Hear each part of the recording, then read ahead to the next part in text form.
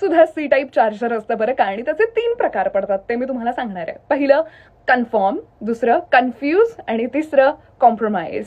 कन्फर्मेशनमध्ये खूप महत्त्वाची गोष्ट म्हणजेच की तुम्ही कन्फर्म असणं त्या व्यक्तीसाठी. या व्यक्तीसाठी मला कितीही लढावं लागलं तरी मी तयार आहे, कारण हीच व्यक्ती मला आयुष्यभर हवी आहे, ही नाही तर कोणी नाही. हे कन्फर्म तुम्ही असणं तुमच्या मनाशी बुद्धीशी गरजेचं आहे. दुसरी गोष्ट म्हणजे की कन्फ्युजन. कन्फ्युजन असताच कामा नये. तुम्ही प्रेम केलंय तर तुम्ही कन्फ्यूज कसे आहात?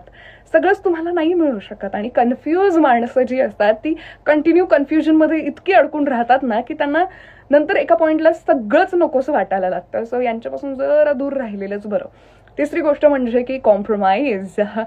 आता प्रेम केलंय तर सगळ्याच गोष्टी लगेच अशा जुळून येतील असं नाही. सुरुवातीला तुम्हाला काही गोष्टी कॉम्प्रोमाइज कराव्याच लागणार आहेत.